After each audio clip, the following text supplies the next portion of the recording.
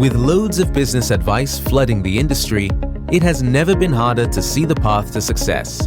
And you can't take action if you don't have clarity. Get clear on the actionable tips and strategies that will help to scale your business here on Masters in Clarity, the podcast that brings you clarity around messaging, business growth, digital marketing, personal development, and the business owner's journey to success. Let's join our guide, the master of turning clarity into action and lasting impact, Dolores Hirschmann.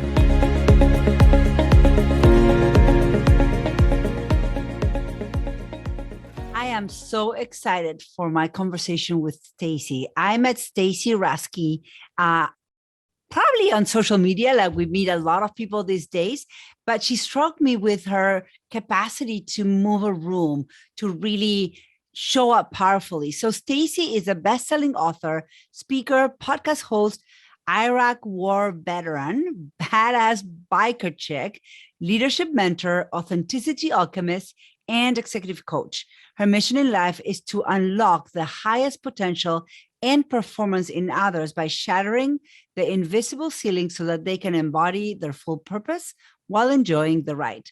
So come join me for this conversation with Stacy, because I know it's going to be amazing. So good to see you again, Stacy. How are you? How have you been? Oh, I have been amazing. It's so great to see you again too. It's been a little bit since we chatted on my podcast. Yes, and I was trying to think, maybe it was 6 months already or something like that. It's been a while. I think so. Yeah, I think so. Because I think we recorded it right before the end of the year, and then yours came out, or November, something like that. And then it came out right after the first of the year, I think. Yeah. It's like the last episode of my first season, I think. Pretty sure. That's exciting. Yeah.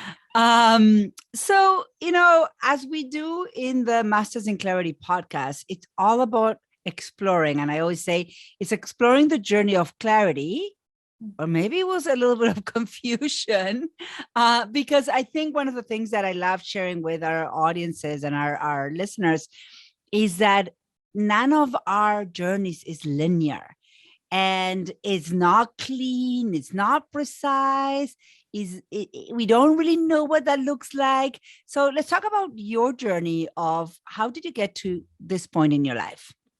Oh, I would fully agree. I think it's funny because to a certain degree, it's the knowing is already there, right? All the clarity, all the knowing, everything that we need is already inside us. And the journey is getting to the place where we believe it, where we trust it.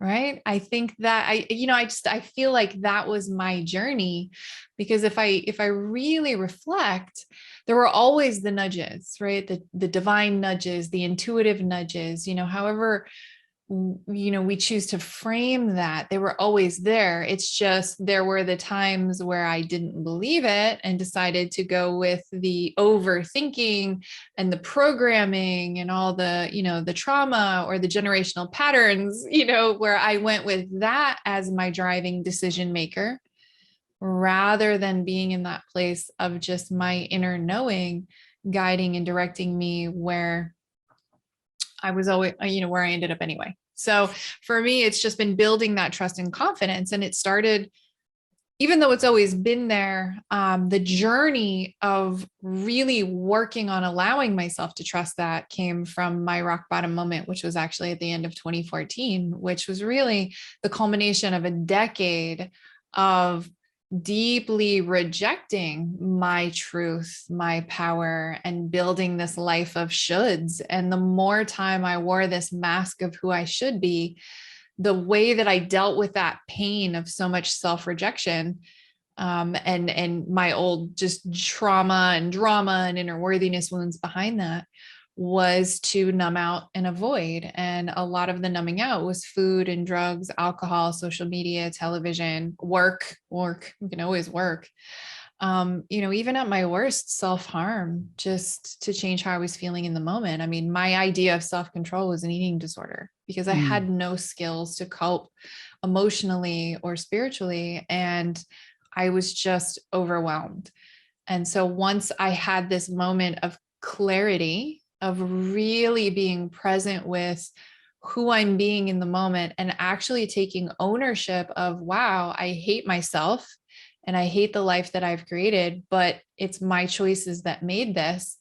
I threw in the towel on trying to control anything other than myself. And it's been a very rocky and messy journey to getting to the place of, trusting myself and others and really allowing the clarity to be there and follow it. And sometimes the courage to allow that clarity to become true for you. But I love this concept of creation. People say, well, creation is always the great thing you create. And the reality is that we are creating every single moment of the day, whether it's intentional or unintentional. However, wherever you show up, you're creating an experience for yourself and the world. Mm-hmm. And when we show up without a vision and without intention and without awareness, we create what we create. And you wake up one day and you're like, okay, I never wanted this. But it's true, if you understand the power this you created, then whatever the other this is, you can also create. And that's the beauty of this work. So what did you create, Stacy, today? What did I create just today? No, what did you create? So you said 2014, you rock bottom, and yes, the life you had created was no longer a choice for you, and something shifted. Micro steps started happening one way or another, but you created a new reality. So talk to us about your reality today. Mm-hmm. What does that look like? What kind of work you do? Yeah. What makes you tick today? Oh, I love it. I love it. It really is. It is about being in this place of full self-ownership, right? It's owning everything about who I am in the present moment and living this lifestyle of leadership in everything that I do, because I'm functioning from a place of self-leadership. So in English, what does that mean? It's really, I've built this business and this brand, and I'm a bestselling author, I'm a speaker, but my big passion is the coaching and mentorship of others to step into their genius, their greatness, unlocking their full purpose and potential as leaders. So I do this with predominantly entrepreneurs, but entrepreneurs and executives, right? People, these leaders who are really impact driven, and they're amazing high performers like myself. So I work with people who are just like me, and it's building this lifestyle where we're no longer chasing freedom or fulfillment. We're actually allowing ourselves to experience it by doing what I call high performance inner work. And again, it's just me always leaning into my own journey. And then it's just bringing in this amazing team, curating this team and this process and this pathway to help these leaders that are just like me get results way faster without bypassing anything, because I'm like, nope, it's all the inner work. So let's talk about the inner work, because everybody wants to be given the blueprint for success, or let me read a book on leadership and tell me the framework, like what's the framework, and I'll just follow it, right? And there may or may not be one, who knows, but ultimately no framework and no blueprint will work unless you can integrate it and allow it into your life. So what gets in our way of leadership and even self-leadership? So what the root skill set was for me really was learning how to have boundaries. Right? Because I mean, at the end of the day, the magic of boundaries is that serves supporting your inner work and your outer work. When you have healthy boundaries with yourself, it actually creates the internal safety for us to then be able to be more authentic and vulnerable. It creates the internal safety for us to actually go in and heal those inner worthiness wounds, which again, don't have to take forever when we're doing it in the right way. But I mean, I see so many people like, okay, I want to be more authentic and I want to be vulnerable. And they just go there and it's just like a river with no banks. It's just, right? A whole lot of vulnerable, authentic. Yeah. And it's just, okay, so let's create this beautiful structure and framework of safety to be the river banks for this creative flow, for this authenticity, for this just amazing feminine energy that we have. But we've got to have that masculine energy in place, which is the boundaries. It's that safety, that energetic layer of protection. However, and this also applies externally, because at the end of the day, right, we're not able to hold our team, our children accountable for themselves if we are not doing it for us as leaders first, right? So most people teach boundaries in the context of relationships with others. And I'm like, no, those are just a mirror reflection of your relationship with you. If someone's not respecting your time, your energy, guess what?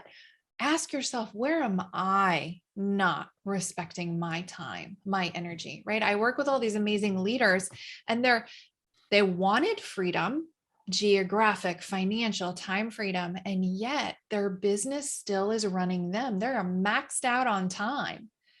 And at the end of the day, I'm like, you're the one in charge of your schedule. Yeah. So if you're not willing to respect your time and your goals and your vision enough, you're going to continue yesing and going over and then not respecting other people's time, and they're not going to respect yours. And that's just a small, right? Like example. But it's a concept of self-leadership is, otherwise we look for it outside and it just doesn't work. And it's leadership comes more in how you show up and modeling what you believe than talking about what you believe or telling about what you believe, right? It's the ultimate show and tell. I mean, it's only show. If you don't act the part, you cannot talk about the part without and this, because otherwise there's a dissonance. Exactly. Right. And where people pick up on it is they think they have boundaries, but they're not boundaries. They're actually walls. And the biggest wall that we have to create a layer of protection when we're lacking healthy boundaries is control. And so you see so many leaders really struggling to fully let go and trust their team to actually delegate, to let go of some of these $5 or $10 per hour tasks so they can focus on the $500 and $1,000 per hour tasks, right? And really stepping out of the doing and into the leadership role where your job now is holding that space for your team, nurturing your team, elevating your team, elevating the leaders within your team. And it's a totally different way of being. And so closing that gap is so important, but we got to go to that root and be able to shift out of control and into that healthy harmony and boundaries and trust. I love that. So let me ask you a question. All of this is wonderful, but at one point we need to take action, right? And what does action look like from a place of self-leadership versus action from a place of this, you kind of started into that direction of the place of no boundary, the place of no leadership is the okay, I'll take it on. And my team themselves will feel redundant because I will ask for something and get it done before they have a chance to do it, or micromanage the doing, right?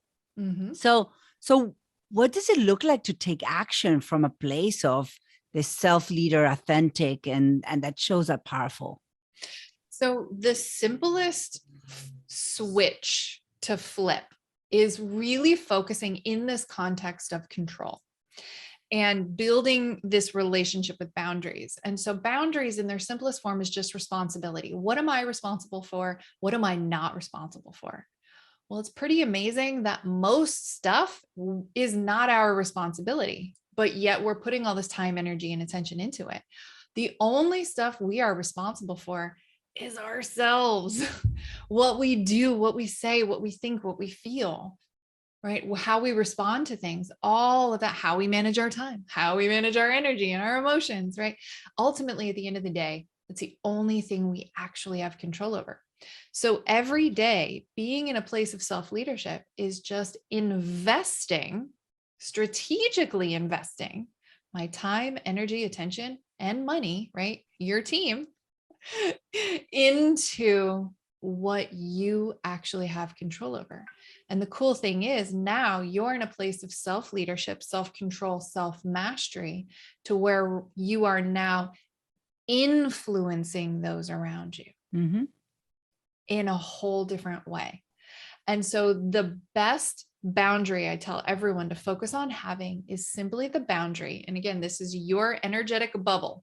So you will no longer allow disrespect in your bubble. And so it's the boundary of no disrespect. And if you apply that to yourself, everything changes. How would your world change? Your impact, your income, your influence change if you no longer allowed yourself to disrespect your time, your energy, your body, your goals, maybe even how you talk to yourself. I love that. I love that because it's in those micro moments, micro conversations, micro thoughts, and micro actions in our day that everything shifts. It's not the big moments or the big initiatives. It's the daily initiatives, that how you wake up and what you have for breakfast. So if you wake up and the first thing you do is grab your phone, I would say think again. Just a thought. So what is ultimately, when all is said and done, what is the impact that you will have had in this world? Ooh, oh, that gets me in the feels. I had the gift of experiencing this. I spoke on stage a week and a half ago at an event, and it was a women's event.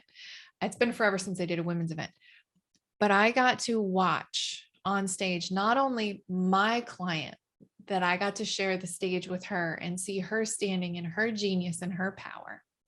I watched her client get on stage and stand in her genius and her power and move the room.